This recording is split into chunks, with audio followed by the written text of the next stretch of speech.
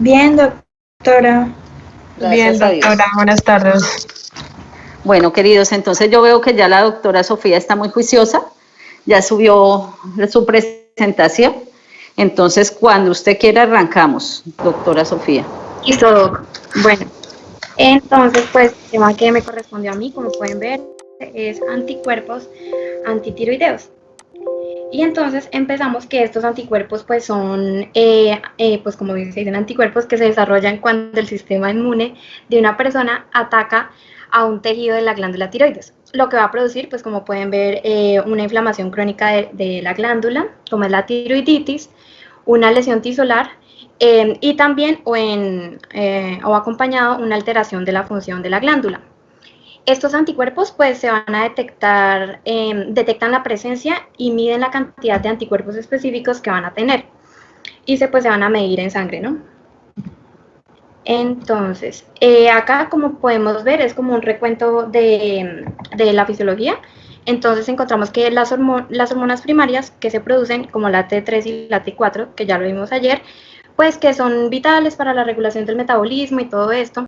Entonces, como podemos ver y ya sabemos bien, esto tiene un sistema de retroalimentación que es el feedback, que utiliza la hormona TSH para poner en marcha y detener la producción de las hormonas tiroideas, manteniendo así una cantidad estable de hormonas tiroideas en sangre. Entonces, cuando los anticuerpos antitiroideos, que son los que se ven ahí como en verde y en moradito, que son anti-TPO, que es el anticuerpo antiperoxidasa tiroideo o antimicrosomal tiroideo, y el anti-TG, que es el antitiroglobulina, pues estos van a interferir en este proceso que ya les mencioné, y es cuando se puede llegar a situaciones crónicas y trastornos autoinmunes asociados a lo que son hipotiroidismo e hipertiroidismo.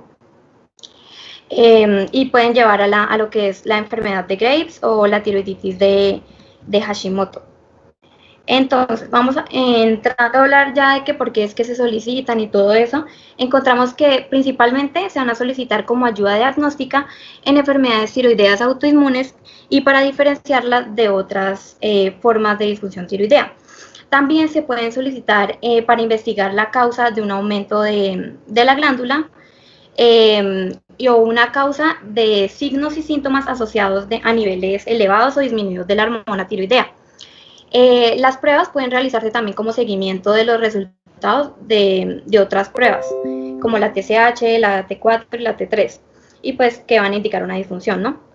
También se pueden solicitar anticuerpos tiroideos, puede ser uno o varios, cuando una persona con un trastorno autoinmune ya conocido no asociado, como por ejemplo lupus, artritis reumatoide, anemia perniciosa, va a desarrollar síntomas que sugieran una afección de la tiroides. En ese momento pues se pueden solicitar también. Bueno, y entonces, ay, ¿no se ha cambiado? Ah, ya. Y entonces, hablando ya de lo que es los anti-TPO, que es el antiperoxidasa tiroidea, nos va a ayudar en lo que es el diagnóstico de la disfunción tiroidea en hipotiroidismo, tirotoxicosis, tiroiditis, y pues como estos son más sensibles, se ha demostrado que son más sensibles que la anti-TG, que es la antitiroglobulina, para enfermedad tiroidea autoinmune. En esta especialmente donde existe un déficit de yodo, que es la tiroiditis de Hashimoto, y en esto se va a encontrar elevados en un 90%.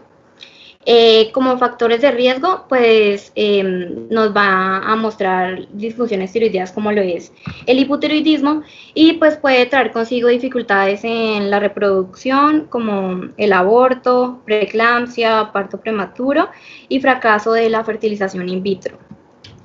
Y ya de lo que es la antitiroglobulina nos va a ayudar en el diagnóstico de enfermedades autoinmunes también, pero pues va a tener una menor sensibilidad. Pero para lo que sí nos va a ayudar mucho es para lo del cáncer de tiroides, porque es vital su determinación y la validez de esta en plasma.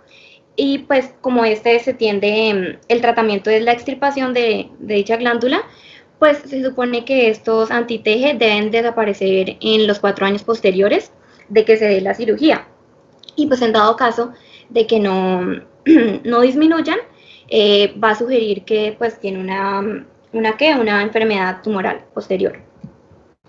Y acá, como podemos ver, es como un recuento del perfil lipídico y en el que podemos ver los valores normales, valores de referencia, como lo son el de la TPO. ¿Hay quien me prendió el micrófono?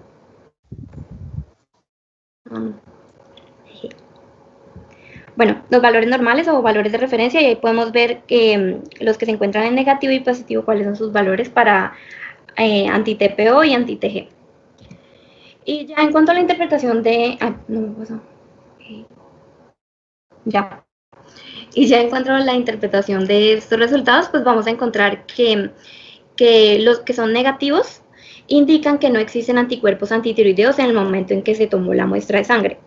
Y sugieren que los síntomas que pueden atribuirse a otra causa distinta al autoinmune, pero un determinado porcentaje de personas con enfermedad tiroidea autoinmune no presenta anticuerpos, y pues en estos casos hay que repetir la prueba al cabo de un tiempo para observar si se están desarrollando. Cuando se encuentran ligeramente elevados, encontramos que gran variedad de enfermedades tiroideas y autoinmunes, como el cáncer de tiroides, diabetes tipo 1 y artritis reumatoide o anemia perniciosa, pueden pues sugerirnos estos valores. Y en aumentos significativos encontramos que en enfermedades autoinmunes tiroideas, tales como la tiroiditis de Hashimoto y la enfermedad de Graves. Y también encontramos que un cierto porcentaje de personas sanas puede dar positivo para uno o más anticuerpos antitiroideos.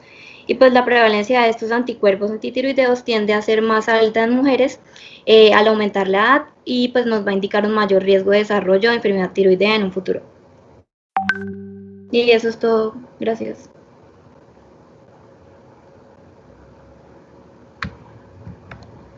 Gracias, Sofía. Es un tema muy relacionado con el anterior, con el que nos había contado Isabela, que nos hablaba de TSH, T3 y T4, y ella también nos alcanzó a hablar de la tiroglobulina y toda la cuantificación.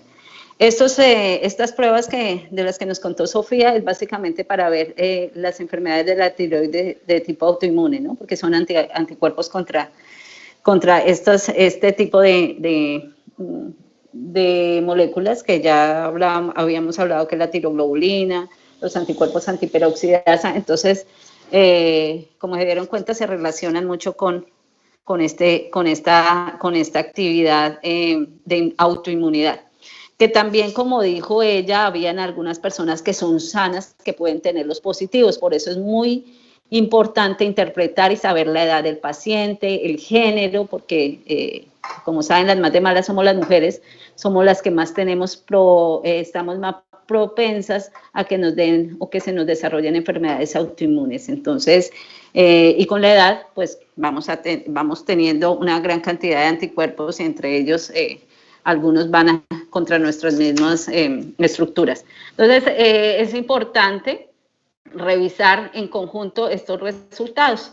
Pero bueno, sabemos que la enfermedad de Graves y Hashimoto es una de las condiciones que se pueden diagnosticar con este tipo de exámenes. Entonces, seguimos con la doctora María Andrea González hablando del PSA y del cortisol. ¿Listo? Sí, señora, buenas tardes. Buenas tardes. ¿Me avisan, por favor, cuando vean la pantalla?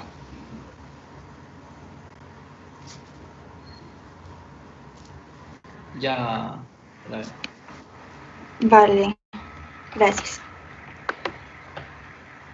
Bueno, entonces el tema que correspondió a mí fue el cortisol y el antígeno prostático. Entonces, pues me extendí un poquito más con el cortisol, pues porque es un tema como más largo, un poquito extenso, pero traté de resumirlo de la mejor manera.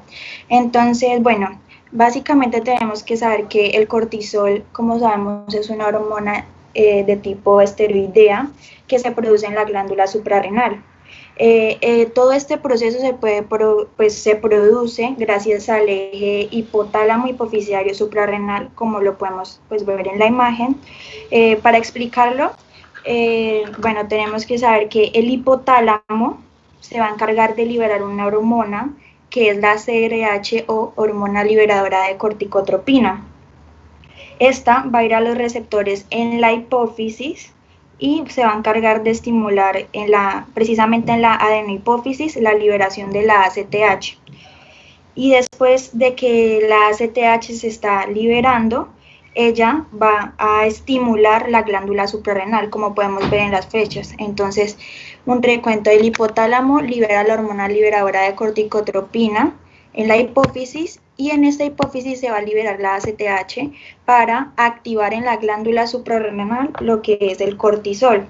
Lo interesante de esto es que este eje funciona como un sistema de retroalimentación, es decir, que si hay grandes cantidades de cortisol, el sistema lo que hace es inhibir a la hipófisis o al hipotálamo, es decir, inhibir las hormonas que van a, con su proceso, generar el cortisol, como un feedback negativo.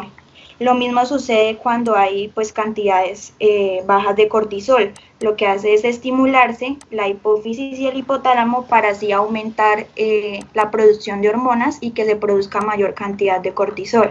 Entonces esto es muy claro, hay que tenerlo muy claro pues para entender las patologías que se pueden dar. Bueno, también hay que tener claro que en la glándula suprarrenal encontramos pues lo que es la médula y la corteza. Lo que nos va a interesar aquí son las capas de la corteza, que van a ser 3 específicamente. La glomerular, que se va a encargar de producir la aldosterona, la fascicular, que se va a encargar de la síntesis del cortisol, es decir, que esta es la que nos interesa ahorita, y la reticular, que pues se va a encargar de producir estrógenos y testosterona. Entonces, en la capa fascicular, pues hay que tener claro que el cortisol es un liposoluble, por lo que va a necesitar un transportador para circular en sangre. Pero solamente el 95% va a estar unidos a proteínas, específicamente una proteína llamada CBG o globulina fijadora de corticosteroides, o también conocida como la transcortina. Y en una menor cantidad, pues con la albúmina, va a ser transportada por la albúmina, pero realmente a nosotros nos interesa es el cortisol que se encuentra libre, ya que es el cortisol que va a estar activo, y ese pues va a ser en más o menos alrededor del 5%. Hay que tener claro también que muchas veces los pacientes vamos a encontrar déficit de la globulina fijadora de corticosteroides o la transcortina, pero esto no quiere decir que nos vaya a afectar el transporte de cortisol o que vaya a aumentar o disminuir los niveles, debido a que, pues como les dije anteriormente, el cortisol activo es el que se encuentra libre. Bueno, entonces entramos a las funciones del cortisol. Como pueden ver, hay funciones metabólicas, antiinflamatorias en el tejido óseo, muscular y conectivo, y en el tejido circulatorio principalmente. Entonces, principalmente las metabólicas van a tener o cumplir una función opuesta a la insulina, es decir, que se va a estimular la gluconeogénesis. Pero hay que tener claro que la glucosa se va a disminuir en el nivel periférico, es decir, que las personas se van a adelgazar en brazos y piernas, pero a nivel central se va a estimular la lipogénesis en dorso y abdomen, es decir, que va a crecer el tejido adiposo en lo que pues es el dorso y abdomen, y un ejemplo de eso es la enfermedad de Cushing, donde podemos ver que los pacientes pues su abdomen pues son como más gruesos y sus extremidades tienden a ser más delgadas. De tipo antiinflamatorio e inmunosupresor. El cortisol principalmente estimula a una hormona llamada la lipocortina, que se encarga de inhibir la fosfolipasa A2, lo que genera que se inhiban sustancias como prostaglandinas, leucotrienos y tromboxanos, lo que ustedes saben que es pues indispensable para producirse la inflamación. También vamos a tener la disminución de la síntesis de citocinas, lo que va a generar pues la disminución de una quimiotaxis leucocitaria. Esto quiere decir que pues van a disminuir el número de leucocitos, y pues asimismo ustedes saben las funciones que cumplen ellos, es decir, que se va a disminuir la inmunidad. También encontramos que se disminuye la liberación de la histamina y la serotonina, es decir, que también cumple una función antialérgica, ya que se disminuye la reacción de los mastocitos, los eosinófilos y los basófilos. En cuanto a lo que es tejido óseo muscular y conectivo, tenemos que se disminuyen los osteoblastos, es decir, que no se produce una buena osificación, es decir, que tendremos un hueso débil. Estos se van a aumentar los osteoclastos, es decir, la destrucción del hueso, lo que nos puede generar osteoporosis. También se disminuye la absorción de calcio tanto en el sistema digestivo como en el riñón. Además de esto se da la proteólisis en el músculo y se disminuye la cantidad de fibroblastos, lo que quiere decir que se va a disminuir el proceso de cicatrización, cosa que pues sería peligrosa en patologías como la diabetes y otras que sabemos que es muy importante la generación pues de la cicatriz normalmente. En el sistema circulatorio principalmente, y lo que más nos importa es que se va a aumentar la aldosterona, lo que va a generar reabsorción de sodio y agua, que esto pues lo vemos reflejado en el aumento de la volemia y por ende también va a aumentar la tensión arterial. También aumenta el angiotensinógeno, que como sabemos va a provocar contracción o constricción del sistema circulatorio, que también va a terminar pues en tensión arterial elevada. ¿Usted lo repitió? Sí.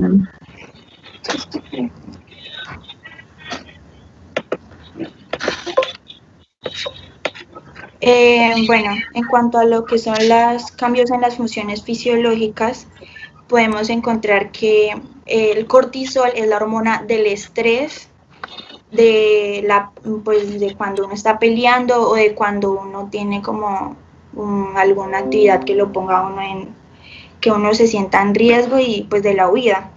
Entonces, básicamente lo que va a pasar cuando se aumenta el cortisol o estamos en alguna de estas situaciones es que se va a aumentar la frecuencia tanto cardíaca como respiratoria, además de la tensión arterial y la glicemia.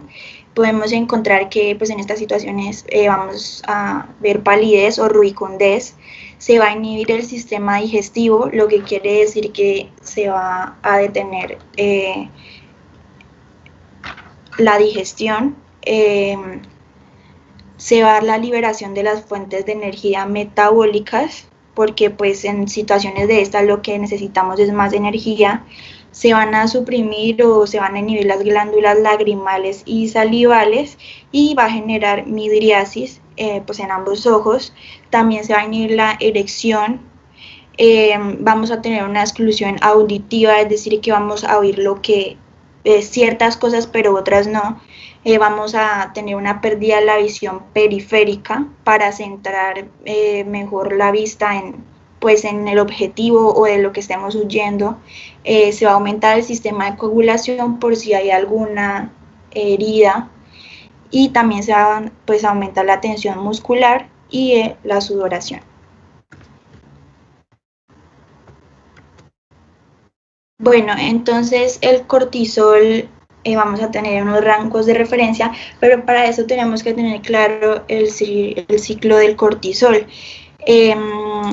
Todos los valores los vamos a encontrar diferentes dependiendo la hora del día. Entonces, por ejemplo, en los adultos de 8 de la mañana al mediodía vamos a encontrar valores de 5 a 25 microgramos sobre decilitro, u otros laboratorios los exponen sobre nanogramos o nanomoles. Entonces, de 8 pm a 8 am, de 0 a 10 microgramos, como pueden ver en estas horas va a estar mucho más disminuido y normalmente son en estas en las que se toman las pruebas del laboratorio. En los adultos y ancianos, pues aquí también tenemos los valores en niños y en recién nacidos. También estos eran los valores en sangre.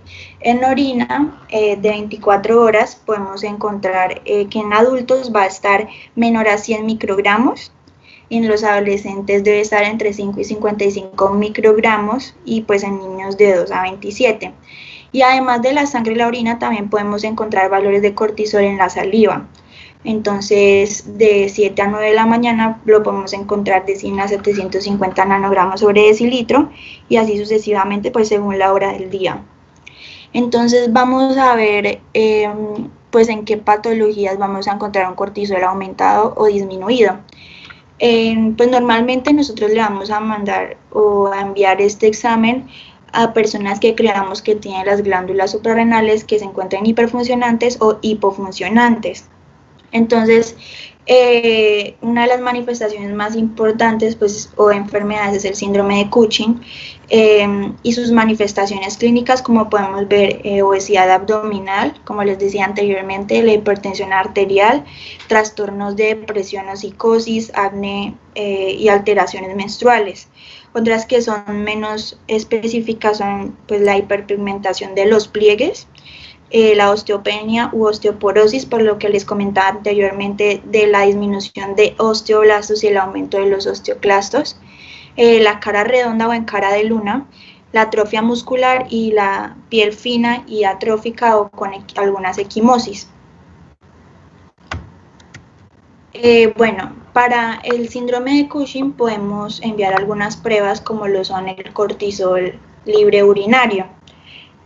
Bueno, esta prueba va a determinar el cortisol que se encuentra libre, que recordemos que es el que se va a encontrar activo durante 24 horas. Tiene una sensibilidad del 100% y una especificidad del 98%. Y es necesario que se realicen 2 mediciones de muestra de orina recolectadas en días distintos, ya que pues por varias razones esta prueba se puede ver alterada. Cuando encontramos un valor 4 veces superior al límite de normalidad, se va a considerar un diagnóstico pues sin necesidad de otro tipo de pruebas. También tenemos que tener claro que hay que hacerlo simultáneo a la creatinina, ya que este valor puede corregir una posible recolección incompleta en la orina de 24 horas. Esto porque el valor aumenta si la ingesta de líquidos aumenta, es decir, que si la ingesta de líquidos es mayor a 5.000 mililitros, este valor también va a aumentar. También para el Cushing enviamos cortisol nocturno plasmático, que es el que se toma a la medianoche. Tiene una sensibilidad y especificidad del 95% y hay que tener un ayuno de 3 horas antes por lo menos y un reposo desde las 10, ya que sabemos que las situaciones de estrés pues, van a alterar los resultados. También tenemos el cortisol nocturno salival, que se usa también bastante, que también se toma a la medianoche. Este va a marcar el ritmo circadiano del eje, que se va a encontrar ausente en el síndrome de Cushing y va a representar el 70% del cortisol libre, que es el que nos interesa. Pues las condiciones previas a la muestra, pues no hacer ejercicio, comer, pues no comer 3 horas antes y el lavado de boca, pues normal. La otra enfermedad, pues una de las más importantes es la enfermedad de Addison, en la cual se pueden ver manifestaciones clínicas como cansancio, anorexia, pérdida de peso. Como podemos ver, es muy como contrario al síndrome de Cushing, hipotensión, síntomas gastrointestinales, que es por lo que comúnmente los pacientes consultan, es decir, los pacientes no van a consultar tanto por hiperpigmentación, que es lo común de esta, sino nos llegan con náuseas, con vómitos, con diarrea, y hay que tener muy claro pues su diagnóstico, porque comúnmente pues uno no piensa primero cuando le llega a un paciente con náuseas y vómitos en enfermedad de Addison. Además de esto, pues encontramos, como les decía, la hiperpigmentación de tono bronceado, la anemia y ya en laboratorios hiponatremia, hiperpotasemia e hipercalemia. Para esta enfermedad podemos enviar lo que es el cortisol basal. Es útil solamente cuando se encuentra 3 microgramos de cilitro por debajo de esto. Y esto puede ocurrir en una situación de estrés. Entonces, cuando lo encontramos menor a este valor, podemos realmente sugerir que pues, hay presencia de falla suprarrenal, lo que nos indicaría una enfermedad de Addison. El gol estándar para Addison es la falta de elevación del cortisol después de inducir una hipoglicemia con insulina. Pero, aunque sea algo estándar, es un examen muy riesgoso y que comúnmente pues ya no se hace, se prefiere pues tomar pruebas de cortisol basal o cortisol en saliva, pues porque esto nos puede generar una hipoglicemia grave. El cortisol en saliva, bueno, este ha evidenciado una disminución marcada del cortisol cuando pues hay Addison, refleja el cortisol libre y una concentración matutina de cortisol en saliva menor a 0.18 miligramos decilitros son fuertemente predictivos de insuficiencia adrenal o de enfermedad de Addison. ¿Tienen alguna pregunta hasta ahorita de cortisol? ¿O podemos seguir con antígeno? Andrea, ¿me recuerdas el horario preferente de la toma de la muestra, porfa? Claro, pues como sabes los valores cambian, pero comúnmente se toman a las 8 de la mañana, pues porque normalmente los laboratorios, aunque sería preferible tomarla a la medianoche, pues los laboratorios no están disponibles a esa hora. Ah, ok. Entonces normalmente se toman a las 8 de la mañana. Listo, dale, gracias. Bueno, la idea, niños, es que, como se dan cuenta, es una serie de criterios y de requisitos para tomar esta muestra, ¿cierto? No es a la misma hora de todos, hay que estar a expensas de otro tipo de exámenes, el paciente a veces, como decía Andrea, a la medianoche, y si pudiéramos bajarle la glicemia, que es la prueba Gold estándar que hablaba, aunque es muy peligroso, entonces ese cortisol generalmente, o cuando se debe hacer como eso, como lo solicita el médico internista, el endocrinólogo, la idea es hacerlo en una institución, no en un laboratorio normal que tenga solamente su atención al público como laboratorio, sino en una institución que cuente con servicio de urgencia, servicio de hospitalización. Entonces, en ese caso, sí se podría tomar bajo las condiciones que se necesitan o que el endocrinólogo está necesitando. Pero de lo contrario, como dice Andrea, estaríamos entre las 8 de la mañana o las 4 de la tarde, serían los horarios ideales para tomar esta muestra. A veces las envían las dos, solicitan las dos, porque como se dieron cuenta, es necesario tener 2 reportes para poder confirmar. Entonces, esta toma de cortisol suele ser un poco dispendiosa, y lo ideal es que ustedes siempre que la ordenen o que necesiten ordenarla, o cuando estén cerca a un médico internista y lo vayan a hacer, lo remitan siempre al laboratorio, y en el laboratorio pues hacemos toda la programación junto con ustedes, con los doctores, para hacer la toma de estos exámenes y que quede de la mejor forma o como debe ser o como el endocrinólogo lo necesita, porque se dan cuenta que son varias de las posibilidades, o es en orina, o el paciente lo ponemos a que no tome tanta agua, o si es en la medianoche, si le vamos a dar un hipoglicemiante, o si mejor lo hacemos en saliva. Bueno, entonces todas estas actividades en torno al cortisol siempre deben ser programadas y coordinadas entre el médico y el laboratorio y el paciente, obviamente. Pero si se necesita, se hospitaliza, ¿no? Que sería la otra forma. Si es normal, si es simplemente para hacer un seguimiento, lo podemos hacer 8 de la mañana, como decía Andrea, o 4 de la tarde. Listo. Sigamos con PSA si no hay más preguntas. Bueno, entonces el siguiente es el antígeno prostático o PSA. Sabemos que es una glicoproteína que se va a encontrar fundamentalmente en el endotelio de la próstata, y esta lo que va a provocar es la disolución del coágulo seminal, como lo vemos en la foto. ¿Qué va a pasar con esto? Se va a dar pues la liberación de los espermatozoides. Entonces, cuando nosotros vamos a evaluar los niveles séricos del PSA, tenemos que tener claro que este se va a correlacionar según la cantidad de tejido prostático que haya. Puede ser maligno o benigno, es decir, que esto nos puede indicar pues un adenocarcinoma o una hiperplasia benigna, pero ya vamos a ver pues en cuál de las dos pues nos va a indicar el resultado. Entonces, en condiciones normales, pues en un paciente normal hay niveles muy bajos de PSA en sangre. El aumento sérico, como les decía, indica una patología prostática o también puede estar elevada por traumas. Y normalmente nosotros deberíamos enviar el PSA a partir de los 50 años, y cuando hay antecedente de cáncer prostático sería indicado enviarlo desde los 35 o los 40 años. Ok, entonces El PSA en sangre lo vamos a encontrar de 3 maneras. Lo vamos a encontrar libre, conjugado y complejado. El PSA medido en sangre, que es el que nosotros normalmente enviamos, va a ser la suma del libre y del conjugado. Pero muchas veces hay médicos que no lo envían como tal el PSA total, que es el libre y el conjugado, sino que va a enviar, por ejemplo, un PSA solamente libre. Entonces, cuando encontramos un PSA libre elevado, este nos va a indicar hiperplasia benigna de próstata. Y cuando encontramos un PSA libre bajo puede ser un posible cáncer de próstata, solo cuando es libre.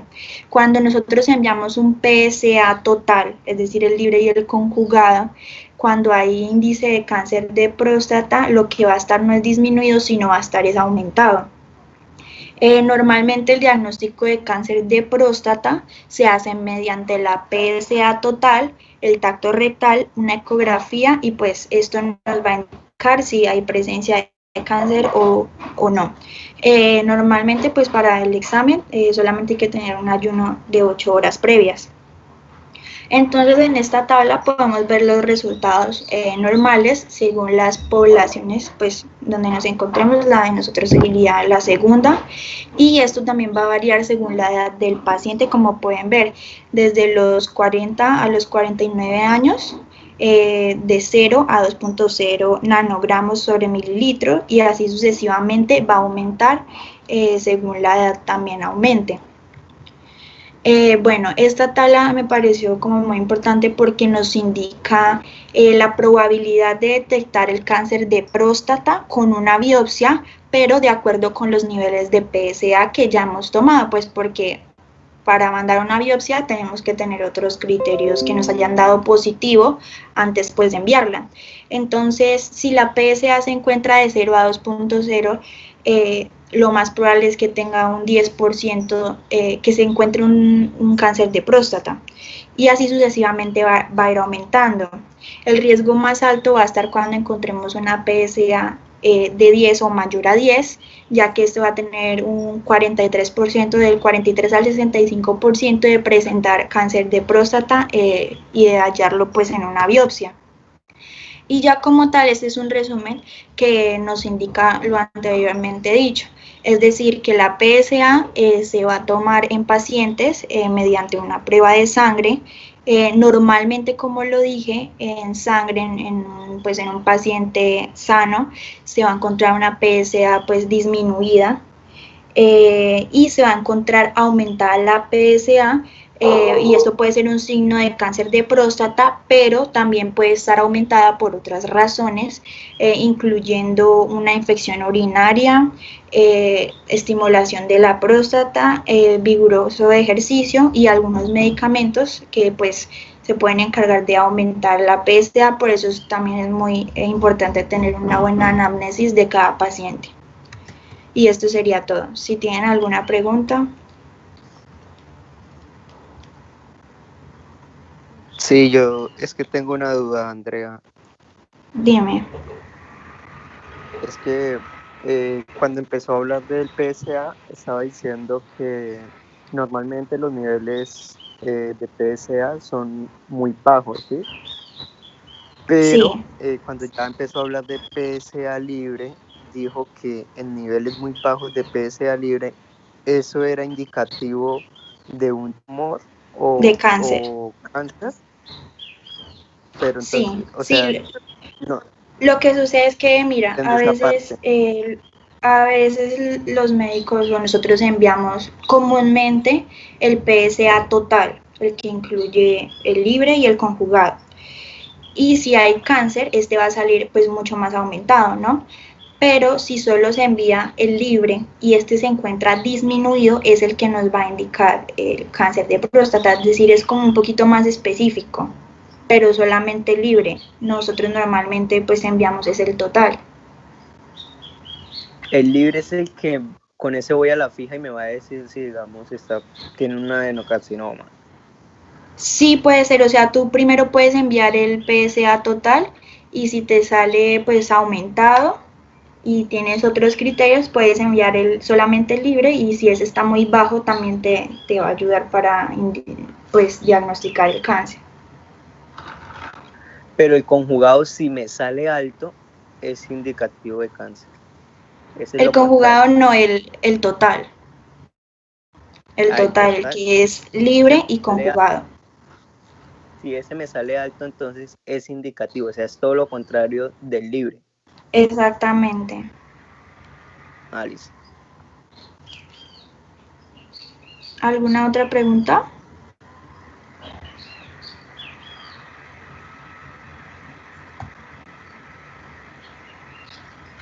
Sí, lo ideal es establecer la relación, ¿no? Si el PSA total está alto, ya nos dice que algo va mal, entonces vamos a establecer la relación en si tenemos la oportunidad. No es tan fácil conseguir un PSA libre. Entonces deberíamos hacer la relación entre PSA libre y PSA total y con eso podríamos confirmar, como dijo André. Listo, ¿alguna otra pregunta o seguimos con José Manuel? Con la hormona gonadotropina. Listo, ya comienzo. Gracias, José.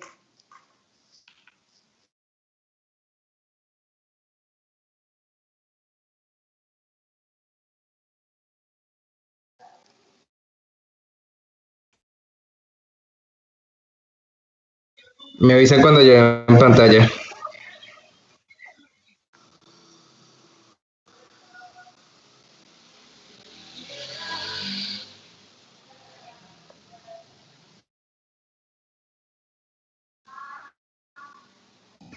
¿En pantalla?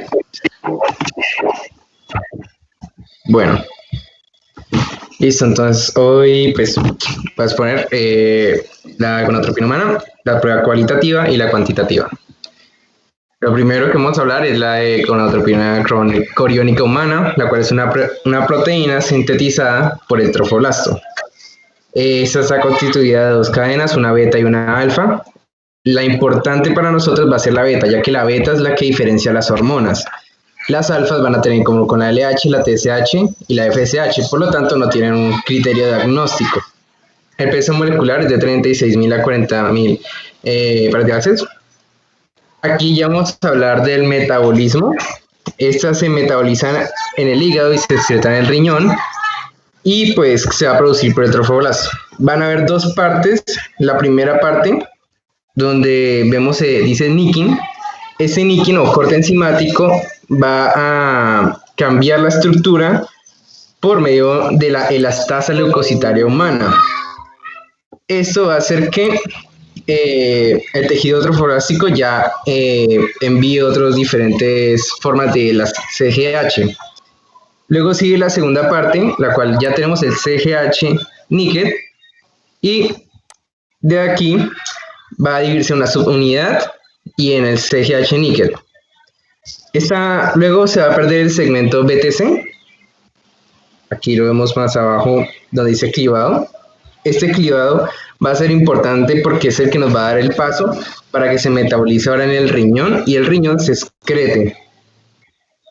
El metabolismo como tal de la CGHCG depende de la glicosilación. Entre más carbohidratos haya, aumenta su circulación y por ende disminuye como tal la afinidad por sus receptores y su excreción. Los sitios donde se puede producir esta van a ser en células normales, células neoplásicas, en teratocarcinomas, en el riñón, en pulmón y en el estómago, ya cuando hablamos de cáncer. En el hígado y el corazón, la hipófisis en posmenopáusicas puede llegar a producir esta hormona y carcinomas de pulmón, páncreas, colon, testículo y ovarios también pueden producirlos. Bueno, ¿para qué nos sirve como tal la determinación de esta hormona? Primero es un criterio de diagnóstico en el embarazo normal, en el ectópico, en el amenazado, en el aborto y en un huevo anembrionado. También va a ser fundamental para tamizaje de proteínas, enfermedades gestacionales del trofoblasto, tumores ováricos y testiculares. Otras también va a ser para funcionalismo gonadal, infertilidad, inducción de la ovulación y el control de la fertilidad. Más adelante vamos a hablar de algunas patologías que se relacionan con esto. Bueno, la beta HCG cualitativa Entonces van a ser pruebas que detectan la presencia o no de esta hormona. Esa se puede hacer tanto en sangre o en orina. Son las pruebas rápidas de embarazo, la cual si sale positivo es embarazo, si negativo no. Esta no es como tan precisa, puede llegar a fallar. Más adelante vamos a hablar por qué. Luego sigue la beta HCG cuantitativa. Estas van a medir como tal el nivel de la hormona y se utiliza más que todo en sangre porque es más preciso. Esta, aparte de diagnosticar como tal el embarazo, va a servir para evaluar cómo sigue el embarazo, cómo está el embrión y otras enfermedades. ¿Cuáles van a ser los valores de referencia? Así van a ser menos de 5 microunidades, mililitro, es que no hay un embarazo. Entre 5 y 25 no se puede dictar un diagnóstico, por lo tanto, en 3 días debe repetirse la prueba. Esto se debe a que puede ser que el embarazo sea muy reciente, entonces no van a ver el suficiente nivel de la hormona. Y ya para diagnosticar embarazo es que sea mayor de 25. A partir de lo anterior, para determinar la edad del embarazo también sirven los niveles de la hormona. Como tal, entre la octava a la 14ª semana van a estar los niveles más altos. Del segundo al tercer trimestre ya vamos a disminuir como tal. Estos niveles van a ser lo que nos sirve para los controles como tal. Bueno, algunas condiciones que pueden aumentar los niveles de la hormona pueden ser, primero, una pérdida temprana al embarazo, ya que en esto se va a ver un incremento a las 2 semanas de la concepción, pero esto se llama un embarazo subclínico, ya que como tal se va a emular una menstruación normal y se va a perder la formación del... bueno, los valores que se van a encontrar van a ser entre 100 de 10 a 100. Pero estos valores pueden variar porque hay mujeres que tienen mucho menores niveles, pero siguen teniendo un embarazo normal. Entonces se debe que repetir la prueba. Bueno, en un embarazo ectópico vamos a encontrar que los niveles son menores, pero aún así va a haber como tal los síntomas clínicos de un embarazo. Además, para determinar como tal si hay un embarazo ectópico, se debe que ver si hay bajos valores de la hormona y se debe que ver también que no se duplican los valores, porque cada 2 días se debe duplicar el valor de la hormona. Bueno, la siguiente es la mola hidatiforme gestacional, que se divide en la enfermedad trofoblástica gestacional y en la persistente. Aquí ya como tal mezclamos las formas de la propia hormona. En la enfermedad gestacional como tal va a haber un descenso de la hormona, luego aumento de las formas níquel, que son las metabolizadas en el hígado, y vamos a ver la hormona intacta en orina, la que no ha pasado por metabolización ni en el hígado ni en el riñón. La otra vamos a tener aumentos de formas de la hormona, tanto níquel como el segundo producto de la metabolización de esta. Otra patología es el coriocarcinoma, la cual vamos a encontrar formas níquel y se va a ver que la hormona se encuentra hiperglicosilada. La última, la enfermedad trofoblástica gestacional. En esta vamos a encontrar como tal los niveles bajos de la hormona y como tal eso se puede diagnosticar como un cáncer, pero la quimioterapia no va a tener efecto.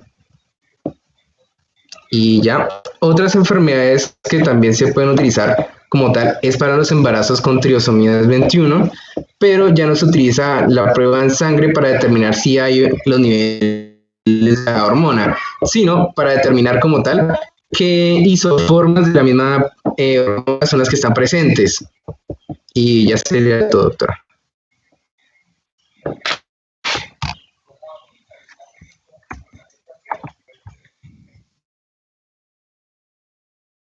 Casi no puedo activar el micrófono. Gracias, José Manuel.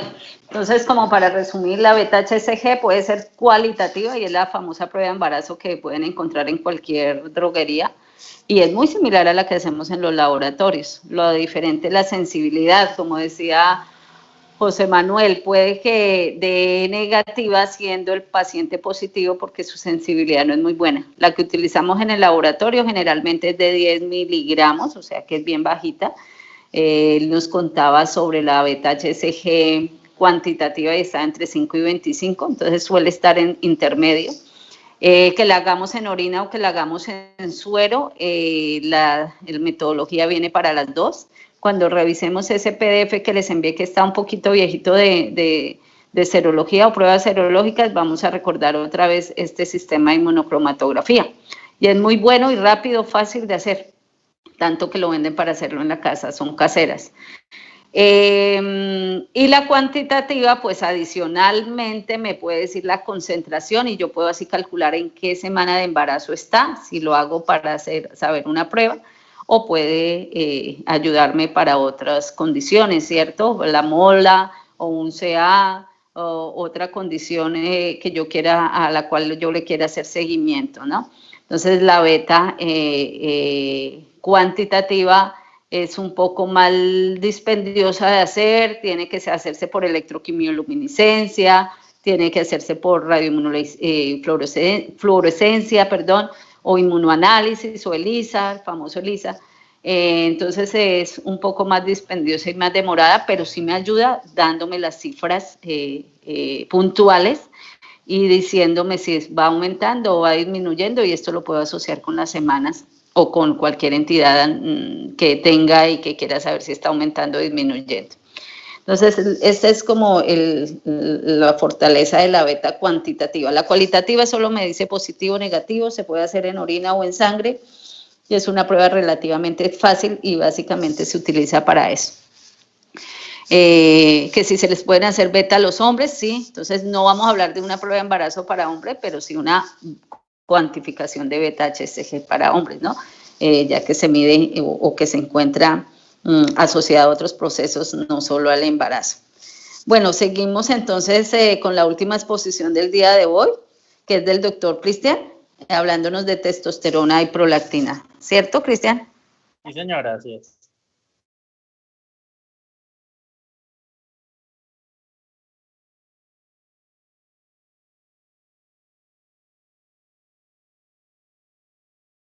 José, ¿podría, por favor, quitar la presentación?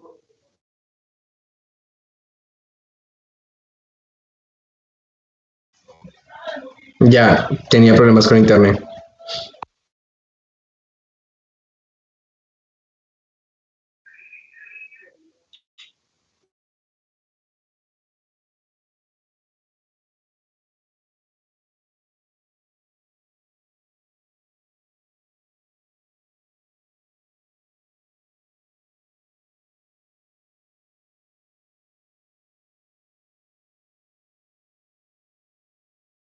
Listo.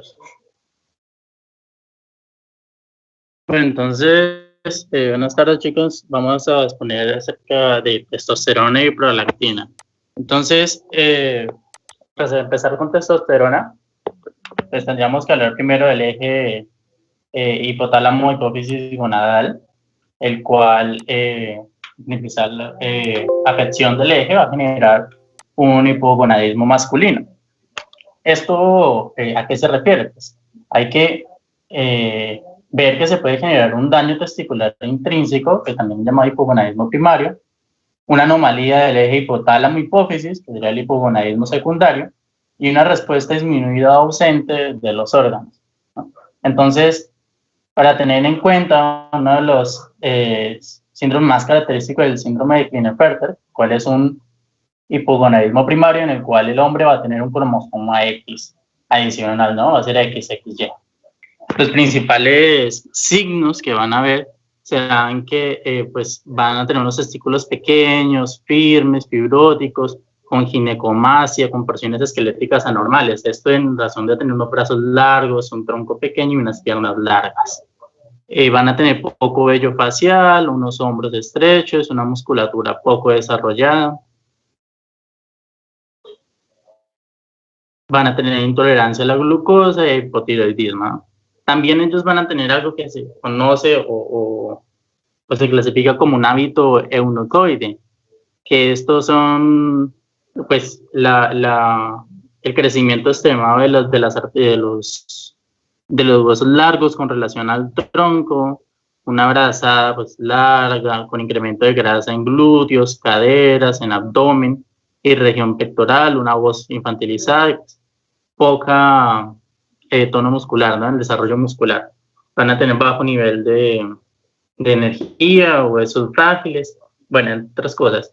Es importante entender esto porque a la hora del diagnóstico la testosterona sí nos implica o nos da un aporte para el diagnóstico, pero la clínica es básicamente la mayor parte, ¿no? También tener en cuenta que si voy a tomar una testosterona, no puedo tomar la testosterona sola, sino necesito un LH y un FSH, porque la comparación entre estas dos es la que me permite generar el diagnóstico. Entonces aquí tenemos un resumen acerca del eje. A nivel del hipotálamo, la hormona liberadora de gonadotropina, la hipófisis produce FSH, LH, produce finalmente una estimulación, un feedback positivo a los testículos para que se produzca la testosterona. A su vez, la testosterona genera un feedback negativo a nivel de hipotálamo, hipófisis, y ella misma se contrarregula. El gold estándar es la espectrometría de masas. Eso se hace con un análisis de una muestra sanguínea. Lo que hace básicamente es mirar a nivel iónico y detectar e identificar los niveles o la presencia de testosterona. Es importante ver ¿qué vamos a tener? Una testosterona libre y una testosterona circulante. La testosterona circulante, también llamada testosterona total, es básicamente no, toda, ¿no? Como se dice, pero la testosterona libre es cerca del 0,5 al 3% de la circulante. Es decir, esta testosterona libre no está unida a la SHBG, que es la proteína transportadora de hormonas gonadales, o también puede estar unida al albúmina, ¿no? Entonces, hay que tener en cuenta que hay una controversia sobre la utilidad de la testosterona total, o sea, la circulante, versus la libre. Pues en algunos casos se puede encontrar en disminución de la testosterona circulante con la testosterona libre normal. Esto se debe a que puede haber en situaciones fisiológicas una disminución de la proteína transportadora de hormonas gonadales. Entonces, aquí tenemos un resumen acerca de los datos o los rangos normales de la testosterona. Se considera que, observemos en esta tablita, cómo el niño a medida que va creciendo, va aumentando, o sea, cuando llega a la pubertad, cerca de los 14 y 15 años, ya empieza a verse aumentada la testosterona, alcanzando un pico máximo entre los 16 a los 39 años, con un mínimo de 250 hasta 180 nanogramos por litro. Entonces, yo puedo considerar, dependiendo de los rangos del laboratorio que reporte, que datos menores a 250 nanogramos decilitro cumple con las características o se considera categórica de un hipogonadismo, y de los valores entre 250 y 400 se consideran intermedios. Mayores de 400 los descartan. ¿Qué pasa con esos valores intermedios? Pues yo debo medir o hacer una nueva prueba o medir la proteína transportadora de hormonas gonadales. Entonces aquí tenemos unas recomendaciones. Es importante tener en cuenta que yo la testosterona la debo tomar en las mañanas, porque la testosterona se libera de acuerdo a un ritmo, a un ciclo circadiano. Entonces es necesario tomarla en las mañanas para tener un valor más acertado. Entonces, como punto clave, los niveles de gonadotropina de FSH y LH son cruciales para el diagnóstico, porque la comparación de ellas dos es la que me permite dar el diagnóstico. En la interpretación de valor de testosterona, tenemos que prestar atención a las unidades de medida que se informa el examen, porque esto es una espectrometría de masas, esto nos la va a dar en nanomoles, porque va a mirar los iones, litro. Entonces debemos convertirlo a nanogramos mililitro, que es multiplicado por, en este caso, 0,28. Siempre ante un valor anormal de testosterona total, yo debo confirmar con una segunda muestra. Y ante valores intermedios de testosterona total o patologías que alteren los niveles de la proteína transportadora de hormonas gonadales, medir además la testosterona total. Y pues por medio de calculadora o algunas aplicaciones que se puede hacer esto fácilmente, pues se logra medir o calcular la testosterona libre. Se ha demostrado que no se recomienda medirla directamente porque no es muy específica y además se generan gastos innecesarios. En cuanto a la prolactina, hablemos del eje lactótropo, que la principal afección va a ser la hiperprolactinemia. En mujeres, si hay afección a nivel hipotálamo, se va a generar una alteración en la concentración de dopamina que va a inhibir la secreción de la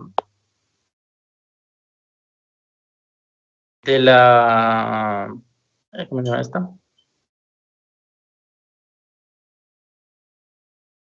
Hormona liberadora de gonadotropina.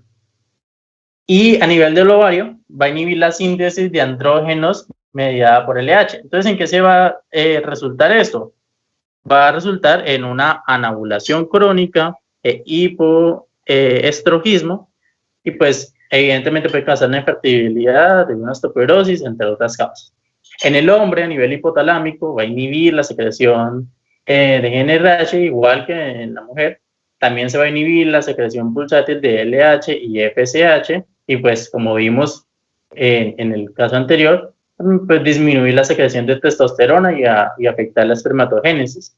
Se ha demostrado que se va a ver afección directamente en las células de Leydig, afectando la producción de testosterona. Entonces, aquí tenemos un resumen del eje, el eje hipotálamo hipofisiario, que va a llegar a nivel de los senos. Entonces, observemos que que ella misma tiene su feedback positivo y negativo, ¿no? Ella misma se contrarregula. ¿Qué sucede? Entonces, vamos a tener que la dopamina genera un feedback negativo. Los estrógenos, causas fisiológicas de hiperprolactinemia o aumento de prolactina son aumento de estrógenos y el embarazo. Entonces, ¿qué me va a generar un feedback positivo? Pues también que el bebé mame o succione. El estrés también me puede aumentar el eje hipotálamo hipofisiario. También vamos a tener que, por medio de la hormona liberadora de tirotropina y la polipéptido intestinal vasoactivo, o sea, todo lo que sea también fisiológico, también puede generar un feedback positivo y generar una hiperprolactinemia. Pero ¿en qué casos, digámoslo así, es eso en cuanto a fisiológico? ¿En qué casos no vamos a ver? O sea, en cuanto a lo patológico, sería en un tumor hipofisiario y entre otras cosas. Entonces, la prolactina en sangre, vamos a ver que en las mujeres premenopáusicas, lo normal es de 2 a 25 nanogramos mililitros, o lo que voy a esperar. Y en estado de embarazo, vemos que a medida que avanza los tiempos del embarazo, va aumentando los valores de la prolactina, realmente alcanzando un pico eventualmente y ya generándose por el feedback positivo por la succión del bebé, pues a nivel ya de la culminación del embarazo. En hombres lo deseable es entre 2 a 8 nanogramos mililitros. ¿Qué voy a buscar? Ante la presencia de prolactina elevada, siempre descarto lo fisiológico. Es decir, descarto un embarazo, descarto un hipotiroidismo, descarto medicamentos, una insuficiencia renal, hepática y pues otras causas fisiológicas de hiperprolactinemia. ¿Qué voy a buscar? Sí, definitivamente la paciente no tiene nada fisiológico. Yo voy a buscar un tumor hipofisiario, ya sea productor de prolactina, micro o de prolactinomas, y tumores hipofisiarios no funcionantes, que esto básicamente es por compresión a nivel del tallo, puedan producir elevación de los niveles. Debo tener presente en cuenta que le puede ocurrir algo llamado el efecto Hood, que se produce... ¿Puede cerrar, por favor? Entonces, el efecto Hooke se produce ante niveles muy elevados de prolactina que van a saturar los anticuerpos del inmunensayo. ¿Qué quiere decir esto? Que la paciente va a tener muy altos niveles de prolactina y me va a dar un falso resultado. Es decir, me va a dar resultados de prolactina muy bajos cuando realmente están altos. Entonces, ¿qué hago? Si yo sospecho un macroadenoma, pido una prolactina diluida en razón de 1 a 100. Y en ausencia de síntomas y signos característicos, yo sospecho una macroprolactinemia. ¿Qué es esto? Pues la macroprolactinemia es una prolactina que es monomérica, básicamente es una prolactina unida a o más IgG, que esto básicamente es de bajo nivel biológico, y en pacientes con macroprolactinemia va a tener, esta va a ser la que más se va a presentar, ¿no? Entonces vamos a tener niveles muy altos de prolactina, pero que no van a generar algún efecto a nivel de producir galactorrea o síntomas asociados. Recordemos que los síntomas más característicos de esto va a ser una galactorrea, producir leche sin estar en estado de embarazo y amamantando, y pues tener secreciones a nivel de los pezones. Eso en las mujeres. En los hombres básicamente igual. Van a tener una secreción en los pezones, van a tener un agrandamiento de senos, un bajo deseo sexual, una disfunción eréctil, también disminución del vello corporal. Entonces, observemos que en ambos casos se comporta muy similar, y lo que debo tener en cuenta es más que todo apoyarme con la parte clínica y también enfocar qué exámenes necesito o qué voy a buscar, o qué le voy a pedir al laboratorio de acuerdo a la causa clínica que yo identifique. Ya, eso sería todo.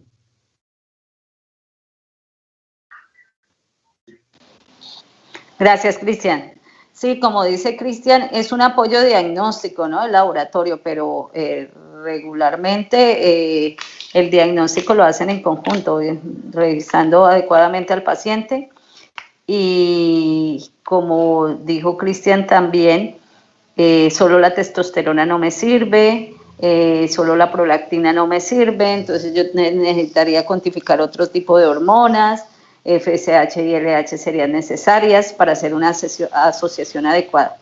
Y adicionalmente él daba unos valores, y esos valores dependían de si estaba en una fase foliculoestimulante, si estaba en menopausia, premenopausia, la edad y la condición. Entonces, esto es bien importante y se lo aseguro que todos los laboratorios dan estos resultados y les informan los resultados normales de acuerdo a la fase en donde se puedan presentar.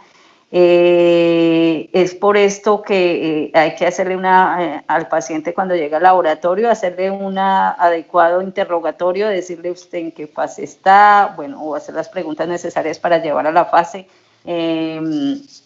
edad y todo lo demás, para poder darles a ustedes un adecuado resultado para que ustedes puedan interpretarlo. Igual ustedes son los que conocen el paciente. Se supone que ya vienen con una historia, pero en caso tal de que sea un paciente nuevo, para que ustedes tengan como las herramientas para terminar de hacer su diagnóstico. Importante lo que hablaba del efecto Hooke, que también lo vamos a ver en las lecturas de las pruebas serológicas, y es cuando yo tengo tanto de un elemento que quiero medir, que no pueda ser identificado y me pase como un falso negativo. Entonces, para eso yo tengo que hacer una dilución, tengo que diluir este tipo de elemento que voy a medir. Eso pasa en muchos de los elementos o de las pruebas de diagnóstico que tenemos en el laboratorio. Entonces, vamos a volverlo a repasar, pero sí, lo que dice Cristian, cuando se sospecha de esta cantidad tan alta, pues se debería pedir con una dilución. Entonces, porque es posible que el del laboratorio no lo alcancemos a distinguir el efecto Hooke y no lo podamos diluir, y entonces daremos unos resultados falsos. Muchas gracias, Cristian. Muchas gracias a todos. Quedo conforme con las exposiciones de hoy. Quedamos entonces pendientes para la próxima clase, continuar con las exposiciones que ya casi se acaban, y seguiremos con el tema el material que les envié para que leyeran, que son pruebas de serología, y con las que nos quedan pendientes que son más infecciosas. Entonces, si no hay ninguna pregunta, solicitud, queja, reclamo, nos despedimos ahí. Alguien está grabando, me hacen el favor y suben la información allí para compartirle con las personas que de pronto no han podido conectarse. Les agradezco mucho. ¿Algo más para decir, queridos? ¿O ya quedamos así, nos despedimos? No, nada más, doctora. Muchas No, gracias. doctora, muchas gracias. Gracias a ustedes, niños. Entonces, quedamos pendientes para el próximo martes, continuar con las exposiciones. Les voy a enviar ¿cómo se llama? Un formulario para que me ayuden, para que me lo diligencien, ya con unas preguntas claras, unos espacios para diligenciar sobre las exposiciones y sobre los temas. Entonces les agradezco mucho, estaré enviándoselas por allí el fin de semana o el lunes para que es un formulario fácil de diligenciar en Google Forms y ya, con eso me colaboran bastante. Niños, muchas gracias. Profe, ¿lo envía con Diego? Entonces. Señor. Listo, doctora. Sí, no, yo se los envío por el WhatsApp, sí. Y entonces ustedes lo comparten y me lo ayudan en la diligenciamiento, ¿listo? Bueno, dale. Gracias. Vale, doctora. Les recomiendo al que grabó que me comparta, ¿listo? Para compartirla con los niños que no han podido conectarse. Mil gracias. Que tengan Hasta buen luego. día. Vale, doctora. Igualmente. Gracias, mucho fin de semana. Va. Lo mismo, chao.